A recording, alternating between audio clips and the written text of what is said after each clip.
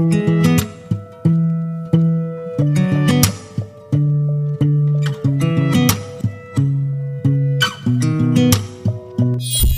Everyone, I am Saif Ali and welcome to the newest video of the Gyan Kumbh. और आज की इस वीडियो में हम हमारी स्पेशल सीरीज कक्षा परिचर्चा के अंदर क्लास 11th की फिजिक्स का चैप्टर 1 पढ़ेंगे।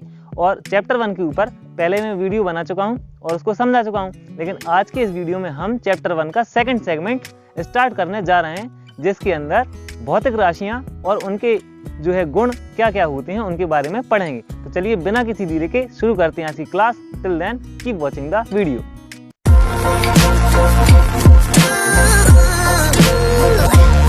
तो स्टूडेंट्स, आज का हमारा जो टॉपिक है वो फिजिक्स के अंदर बहुत ज़्यादा इंपॉर्टेंट टॉपिक है। वो क्या है? वो है फिजिकल क्वांटिटीज या कहें भौतिक राशियां।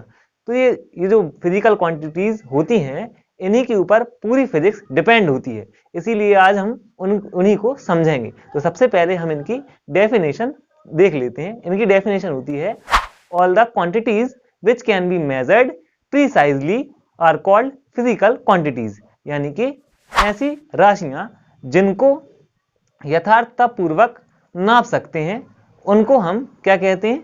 भौतिक राशियां कहते हैं। अब ये जो डेफिनेशन है आपको टफ लग रही होगी, जाहिर सी बात है, लेकिन मैं आपको इसको सिंपल बना देता हूं।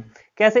देखिए, जैसे मान के चलिए कोई वस्तु है, सिंपल हमने ये एक कोई वस्तु मान ली और उस वस्तु की हमें मेजरमेंट लेना है। तो सामने बिल्कुल हम उसका जब मेजरमेंट लेंगे, लंबाई नापेंगे, तो सामने वस्तु जो है हमारे सामने मौजूद है और उसको हम नापने के लिए उसकी स्केल की सहायता से या किसी भी सहायता से हम लंबाई और चौड़ाई को नाप सकते हैं। या फिर अगर हमें इसका वजन लेना हो तो वजन को भी हम आसानी से नाप सकते हैं। यानी कि ये सारी चीजें जिनको हम यथार्थतापूर्वक यानी आमने सामने से बिल्कुल एग्जैक्टली सही नाप सकते हैं, वो सभी राशियां या सभी क्वांटिटीज क्या कहलाती हैं? फिजिकल क्वांटिटीज या फिर भौतिक राशियां कहलाती हैं। अब ये भौतिक राशियां कितने तरह की होती हैं? ये दो तरह की होती हैं मुख्य रूप से। कौन कौन सी? सबसे पहली होती है फंडामेंटल क्वांटिटीज या कहें मूलभूत राशियां, या फिर डेराइव्ड क्वांटिटीज या कहें व्युत्पन्न राशियां। ये दो प्रकार या दो टाइप्स की फिजिकल क्वांटिटीज होती हैं। आई होप आपको समझ में आया होगा। अब हम इन दोनों को एक एक करके समझते हैं। तो स्टूडेंट्स, सबसे पहले हम पढ़ेंगे मूलभूत राशियां या कहें फंडामेंटल क्वांटिटीज के बारे में। तो फंडामेंटल क्वांटिटीज की डेफिनेशन क्या होती है? वो होती है physical quantities which are completely independent are called fundamental physical quantities. यानी कि ऐसी भौतिक राशियां जो कि पूरी तरह से स्वतंत्र होती हैं, यानी उन्हें नापने के लिए किसी दूसरी भौतिक राशि की सहायता नहीं लेनी होती, वो सभी क्या कहलाती हैं? मूलभूत भौतिक राशियां या फिर फंडामेंटल फिजिकल क्वांटिटीज कहलाती हैं। वो गिनती में केवल और केवल 7 या 7 होती हैं।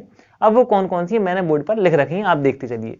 जैसे सबसे पहले लेंथ, लंबाई को नापने के लिए हमें किसी दूसरी भौतिक राशि की सहायता नहीं लेनी होती, सिर्फ हम लंबाई को उसी के आधार पर नाप सकते हैं। ऐसे ही मास या हिंदी में कहें तो द्रव्यमान, टाइम या कहें समय, टेम्परेचर यानी तापमान, इलेक्ट्रिक करंट यानी विद्युत धारा, और ल्यूमिनस इंटेंसिटी यानी ज्योति तीव्रता, और क्वांटिटी ऑफ मैटर यानी पदार्थ की मात्रा। अब यहां पर आप मास और क्वांटिटी ऑफ मैटर में कंफ्यूज ना हो।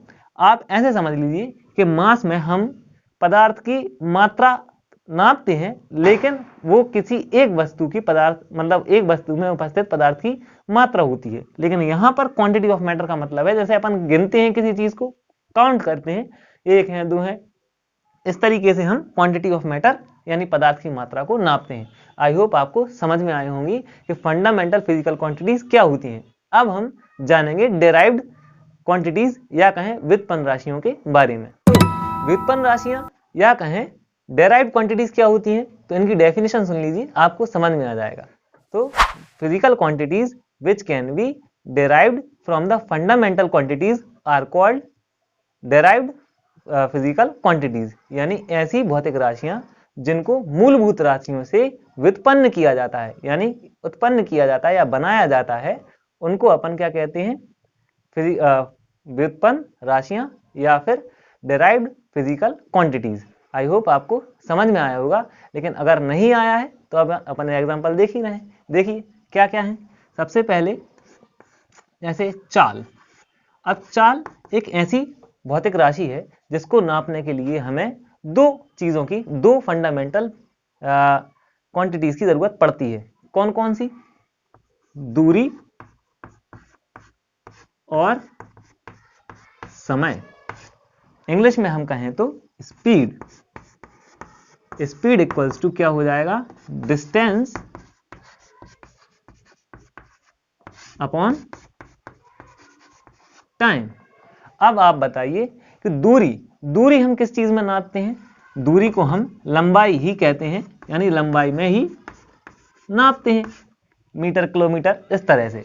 और समय को हम किस में नापते हैं? आवर्स में, सेकंड्स में, है ना। तो यहां पर हम फिजिक्स में हमेशा सेकंड को ही लेते हैं, सेकंड। अब आप बताइए यहां पर इंग्लिश में अगर हम कहें तो डिस्टेंस को किस में नापा जाएगा? लेंथ में। और टाइम सेकंड्स में नापा जाता है। आई होप आपको यह समझ में आया होगा कि व्युत्पन्न राशियां या फिर डेराइव्ड क्वांटिटीज क्या होती हैं। तो यहां पर हमें डबल या दो फंडामेंटल क्वांटिटीज को लेना पड़ गया, इसीलिए ऐसी भौतिक राशियों को हम डेराइव्ड क्वांटिटीज कहते हैं। अब जो है एक कुछ और एग्जांपल देख लीजिए, जैसे एरिया है, वॉल्यूम है, ये सभी भी डेराइव्ड क्वांटिटीज होती हैं।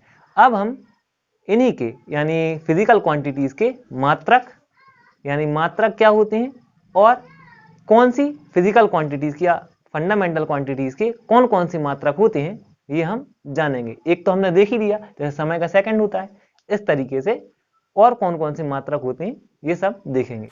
तो स्टूडेंट्स, अब हम आ गए हैं फंडामेंटल क्वांटिटीज के मात्रकों की तरफ, यानी मात्रक या कहें यूनिट्स, ये क्या होते हैं?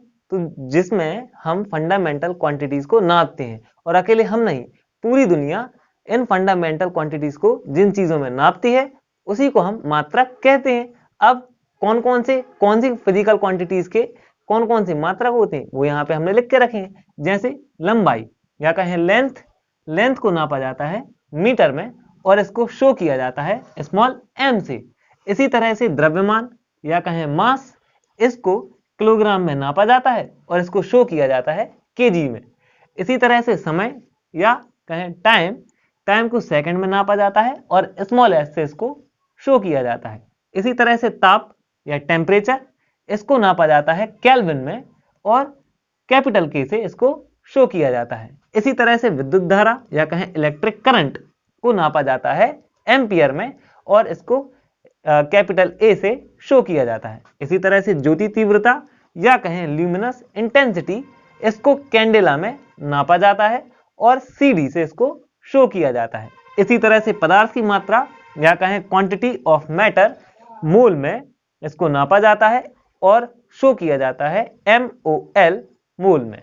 आई होप आपको समझ में आया होगा और आज की वीडियो के लिए बस इतना ही। अब हम अगली क्लास में व्युत्पन्न राशियां या कहें डेराइव्ड क्वांटिटीज के मात्रकों को निकालना सीखेंगे, क्योंकि उसमें ये डिपेंडेबल होती हैं फंडामेंटल क्वांटिटीज पर, तो उनके मात्रकों को हमें निकालना पड़ता है और अगली वीडियो में हम वही सीखेंगे। आई होप आपको आज की वीडियो अच्छी लगी होगी और अगर अच्छी लगी है तो इसे लाइक करें और अपने दोस्तों को भी बताएं, उन्हें शेयर करें और इसी तरह के एजुकेशनल कंटेंट के लिए हमारे चैनल द ज्ञान कुंभ को सब्सक्राइब भी कर दें। Thank you for watching the video.